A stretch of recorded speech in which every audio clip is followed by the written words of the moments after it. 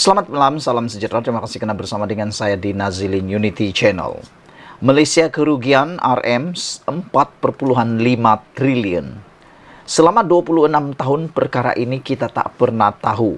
Tapi akhirnya kita bersyukur kepada Tuhan Yang Maha Esa kerana dengan ketentuan Allah, maka Anwar Ibrahim menjadi Perdana Menteri dan terbongkarlah rahsia RM 4,5 triliun ini yang baru saja didedahkan oleh satu kajian dan juga telah pun ditanggapi oleh Anwar Ibrahim.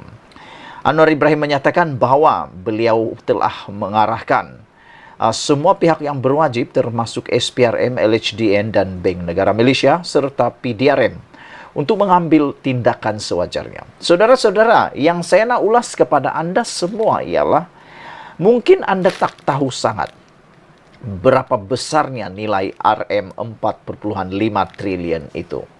Saudara-saudara sekalian, bayangkan selama 26 tahun negara kita kerugian berjumlah RM 4,5 triliun.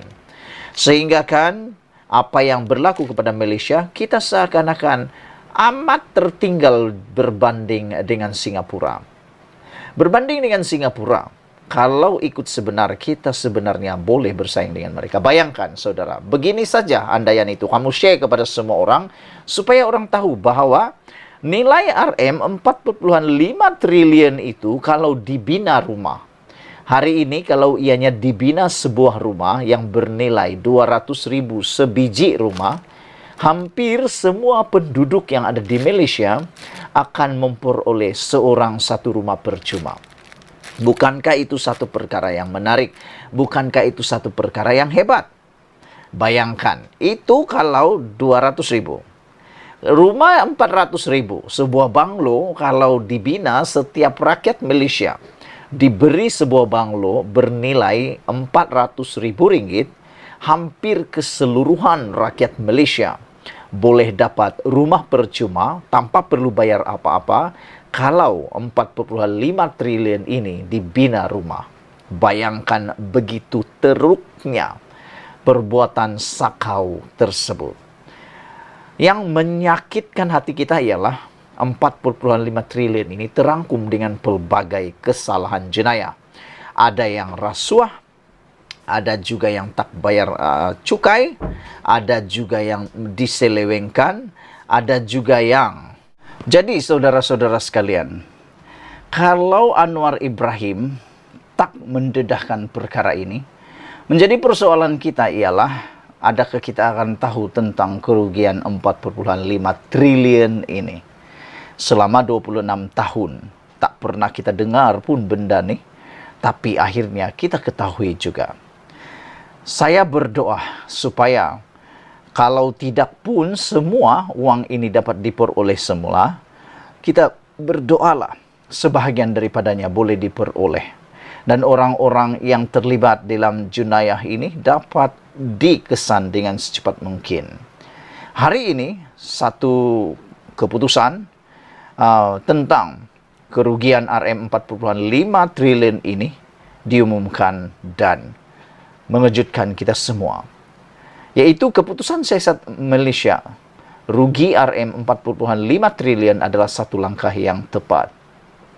Keputusan kerajaan mengarahkan siasatan berhubung laporan Malaysia mengalami kerugian akibat rasuah dan ketirisan adalah langkah tepat. Berikutan, setiap RM RM1 yang dibelanjakan mesti mempunyai hasil dan impak yang diinginkan kepada rakyat dan negara. Presiden dan Ketua Pegawai Eksekutif Imer Research, Dr. Rais Hussein Mohamed Arif berkata, langkah-langkah pencegahan juga perlu diambil untuk memastikan ketelusan secara radikal dalam semua urusan kerajaan.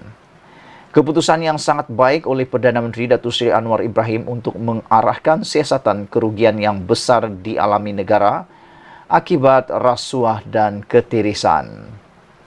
Antara langkah pencegahan diambil untuk memastikan ketelusan dalam semua urusan kerajaan, seperti hanya mengamalkan sistem tender terbuka. Tiada lagi rundingan terus atau tender terhad selain monopoli dalam perniagaan sepatutnya dihapuskan.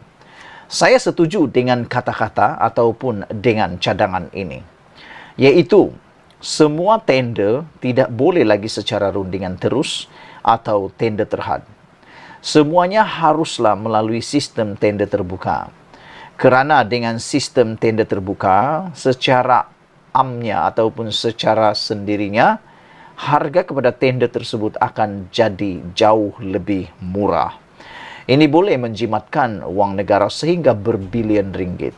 Kalau anda masih ingat, Anwar Ibrahim pernah mengatakan, salah satunya ialah tebatan banjir yang sebenarnya boleh dijimatkan sehingga berbilion ringgit dengan sistem tender terbuka. Tapi oleh kerana adanya tender terhad atau tender rundingan terus, maka kita kerugian berbilion ringgit.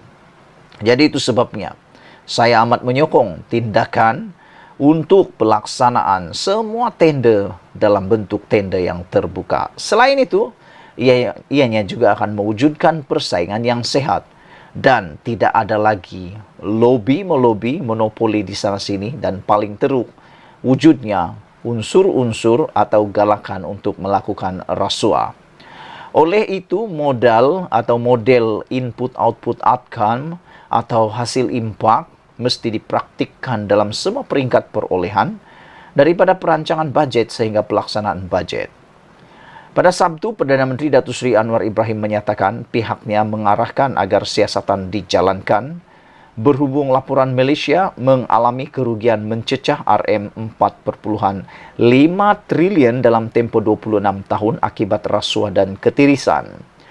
Sebelum ini, Emir Research memaklumkan Malaysia dianggarkan mengalami kerugian sebanyak RM4.5 trilion dalam tempoh 26 tahun disebabkan rasuah dan ketirisan.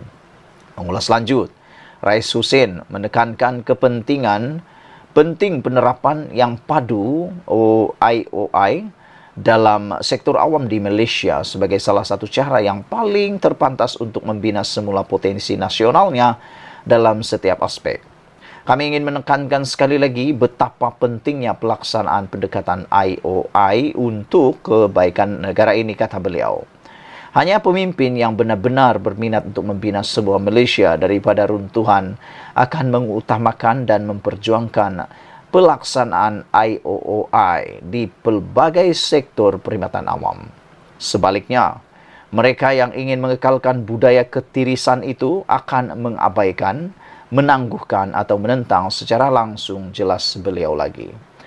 Sebelum kita berpisah, sila share video ini supaya semua orang tahu keputusan Anwar Ibrahim untuk menyiasat kerugian Malaysia RM4.5 triliun adalah satu langkah yang tepat. Kita jumpa lagi. Bye-bye.